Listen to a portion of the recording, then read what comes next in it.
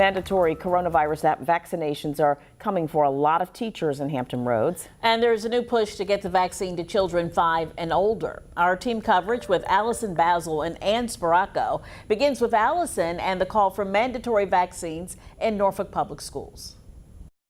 Mandating that school board employees be vaccinated for COVID-19 or submit to weekly testing. In a unanimous vote, Norfolk school board members signed off on a new COVID-19 vaccination requirement for all employees. The head of the Norfolk Federation of Teachers says it's a bold move, but he's on board and so are many members. Not an easy decision for them, I'm sure, but it's absolutely the right thing to do. President Thomas Calhoun says the mandate addresses big concerns teachers have had. They're not calling and say close the school, they're calling and say, am I protected? And I'm nervous, should I be on quarantine? Employees are required to show proof of vaccination by January 3rd or get swabbed for the virus weekly. We want to use, all of our tools possible. School board chair Dr. Adele Martin says board members put a lot of thought into this decision. We strongly believe in protecting the safety of our staff and students, and the most effective and efficient way to provide protection against COVID-19 is through vaccinations. 13 News Now reached out to other divisions across the 757. Chesapeake, Virginia Beach, and Hampton school officials tell us their boards are not discussing vaccination mandates at this time.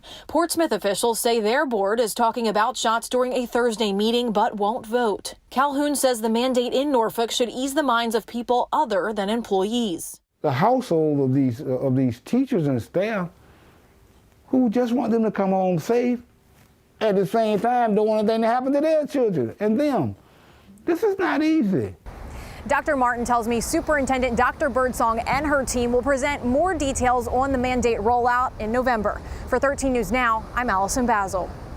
And school officials say the superintendent will establish a process for warnings and discipline for staff members who refuse to follow the mandate or testing requirements. They say religious or disability exemptions will be considered.